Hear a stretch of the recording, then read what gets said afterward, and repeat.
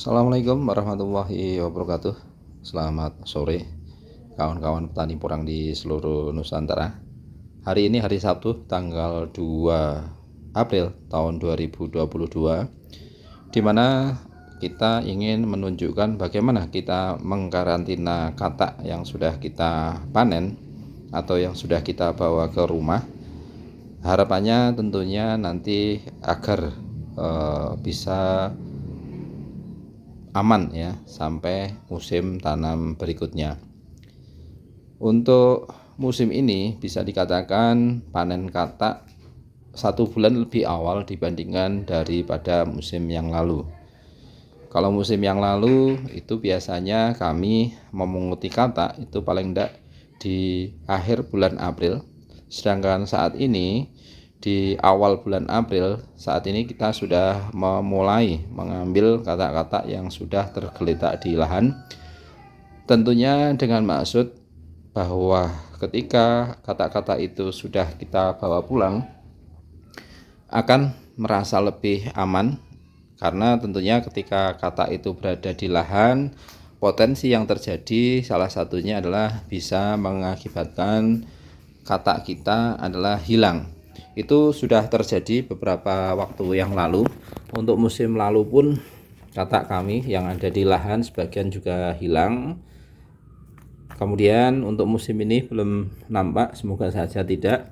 Alhasil untuk saat ini berarti kurang lebih sekitar 300-an atau 400-an kilo katak sudah kita dapatkan, sudah kita ambil.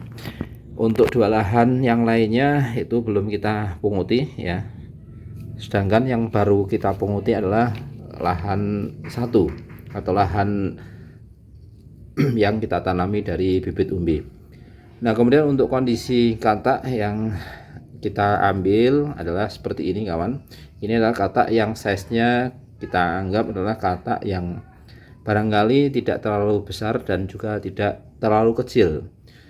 Kalau di saat ini ya, di bulan April, katak yang seperti ini kalau ditimbang biasanya size-nya isi 300-an sampai isi 400. Tapi nanti ketika di bulan September ataupun Oktober, katak yang size ini paling tidak isi sekitar 500-an kawan. Karena akan terjadi yang namanya penyusutan dari berat katak itu sendiri. Karena apa? Karena ketika katak itu baru lepas seperti ini otomatis kandungan air di dalam katak ini sangat banyak.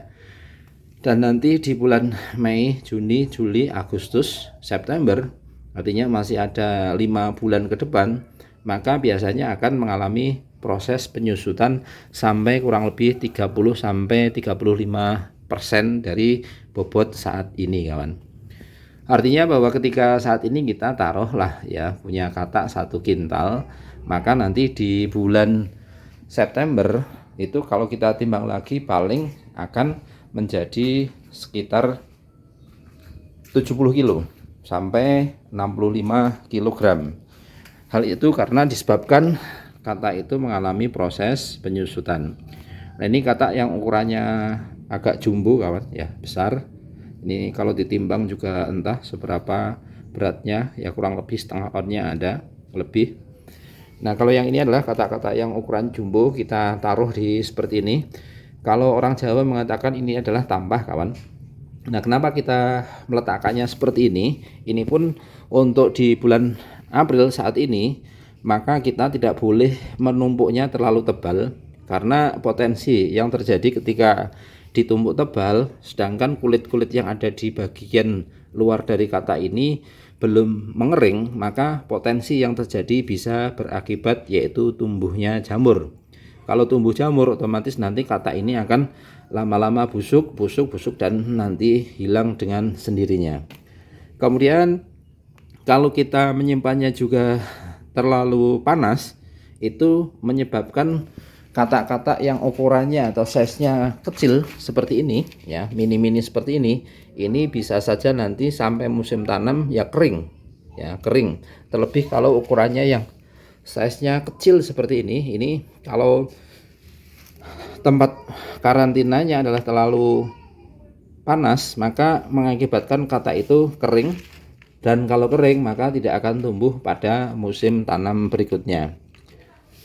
Oleh karenanya ini katak yang baru kita pungut dari lahan ya, kita angin-anginkan seperti ini.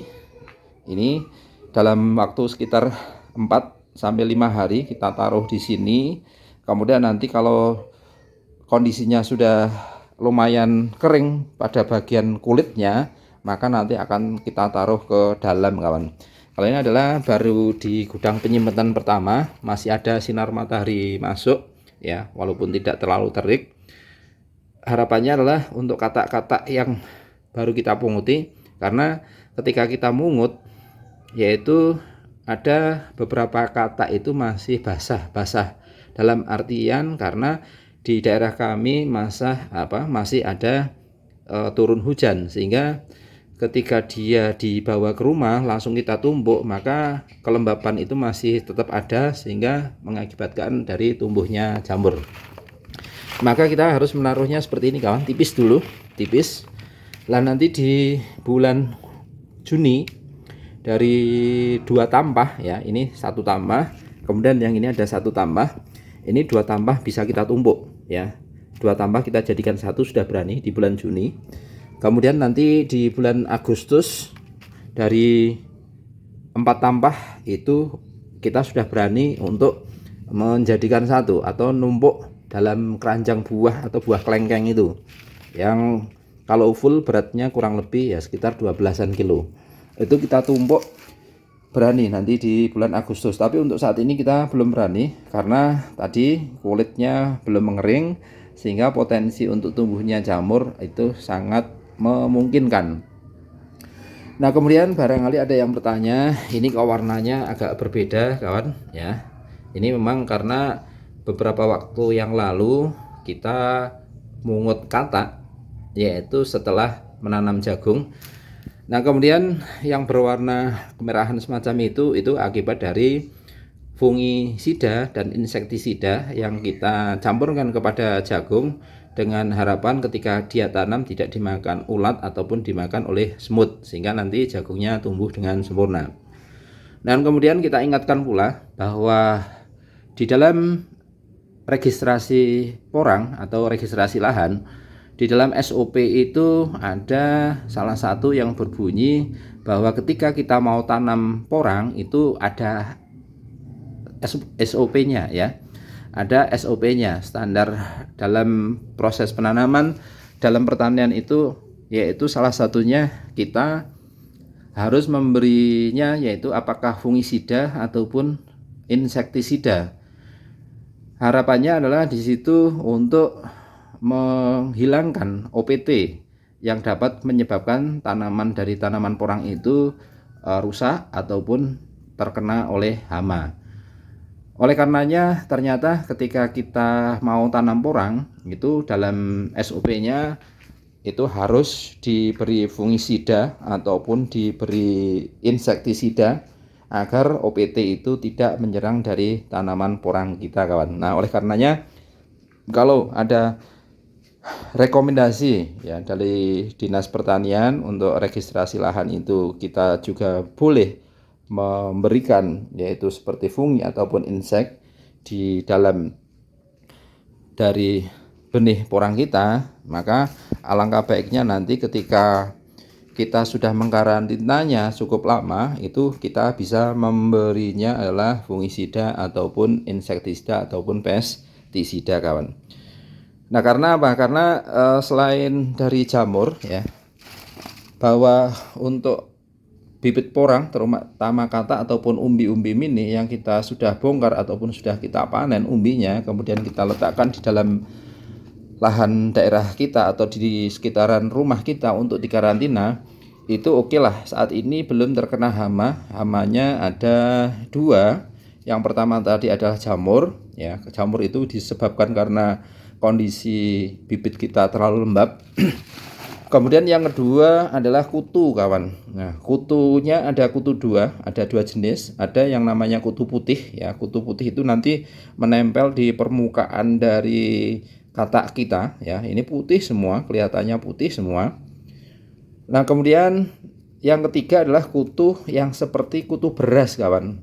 Kutunya itu berwarna kecoklatan, dia lebih besar bentuknya. Nah, kemudian dia itu akan menyerang dari katak dimakan ya, dagingnya. Nah, kemudian lama-lama katak yang seperti ini itu akan keropos, kawan ya. Bagian luarnya barangkali kelihatan utuh, tapi ketika kita pencet dalamnya sudah kopong. Nah, oleh karenanya hal tersebut dapat kita tanggulangi dari awal sebelum kita nanti benih yang sudah kita karantina itu pada akhirnya akan banyak yang rusak, akan banyak yang terkena jamur, akan banyak yang terkena kutu, sehingga alangkah baiknya nanti setelah kulit-kulit dari katak ini kering, kita juga akan memberinya yaitu pestisida ataupun insektisida dan fungisida, kawan. Harapannya nanti agar pada proses penanaman berikutnya di bulan September, Oktober maupun November, katak-katak ini relatif lebih aman. Selain di karantina di tempat seperti ini, kita juga meletakkannya di sana, kawan, di belakang rumah sama. Kemudian yang di garasi juga ada ya. Ini kan nanti kalau kondisinya di sini sudah agak mengering ya, kita pindah ke sana ya, ke dalam, karena di dalam itu tidak ada pancaran ya sinar matahari yang masuk, sehingga kalau dari lahan langsung kita taruh sana, potensi untuk terkena jamurnya masih ada. Oleh karenanya kita karantina di sini. Kalau sudah kelihatan agak kering, baru kita bawa ke dalam. Tapi perlu dicatat untuk kawan-kawan, jangan sampai katak kita itu dipanaskan dari sinar matahari secara langsung, secara agak lama, ataupun dari lahan. Contoh misalnya yang katak ini itu kita pungut yaitu setelah turun hujan, makanya katak nampak lebih kotor ya, nampaknya kataknya lebih kotor dibandingkan dengan katak yang sebelah sini. Warnanya beda, ini lebih cerah. Kalau yang ini kan nampak lebih banyak yang kotor. Belepotan tanah ini pun tidak kita cuci, jangan kita cuci pakai air. Kemudian walaupun nanti setelah cuci diler seperti ini, itu dapat mengakibatkan katak kita dalamnya busuk juga. Oleh karenanya walaupun agak kotor semacam ini, tetap kita ler saja tanpa kita cuci biar nampak bersih. Setelah itu kalau sudah kulitnya agak mengering, baru nanti kita pindahkan ke dalam. Kemudian yang dua tadi, jangan dipanaskan atau dijemur secara langsung di bawah terik sinar matahari. Juga bisa mengakibatkan katak-katak yang kita miliki nanti matang, kawan.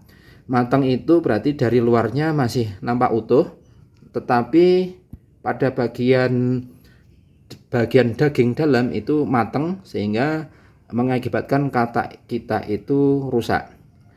Nah, itulah beberapa tips cara perawatan katak kita ataupun umbi-umbi mini. Karena umbi mini belum kita bongkar, maka belum kita bisa menunjukkan cara perawatannya.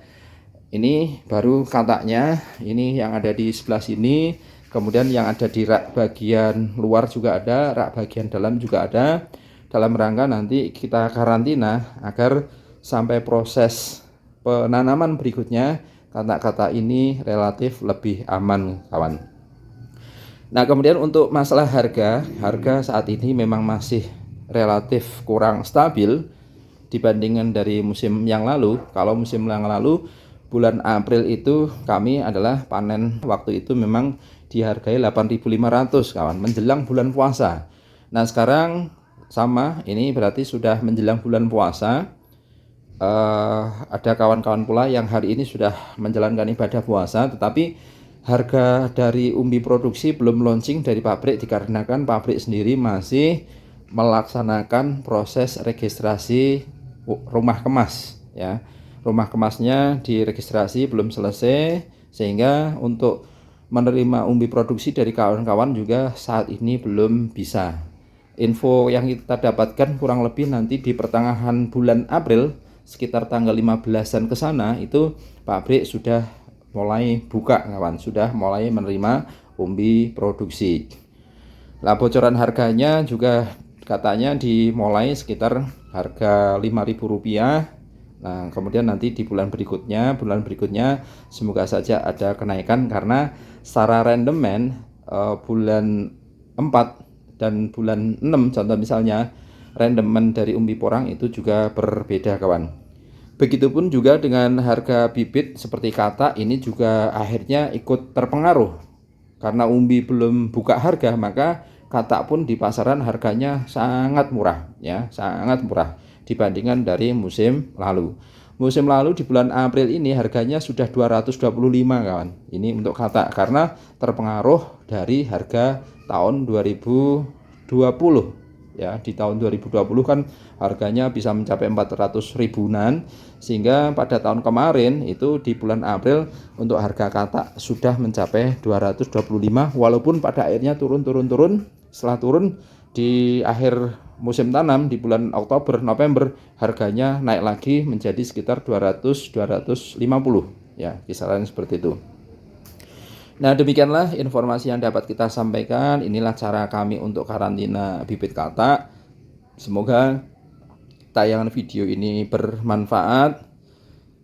Yang terakhir, sebelum video ini kita akhiri, kami petani porang dari Kabupaten Batang, Jawa Tengah mengucapkan selamat menunaikan ibadah puasa Ramadan bagi yang menjalankan. Semoga dalam ibadah Ramadan kali ini kita diberikan kenikmatan, kita diberikan kebaikan, sehingga kita menjadi insan-insan yang lebih baik dibandingkan dari tahun-tahun sebelumnya. Selamat sore untuk kami, berarti besok mulai puasa, berarti nanti malam kita sudah mulai menunaikan ibadah tarawih kawan. Assalamualaikum warahmatullahi wabarakatuh.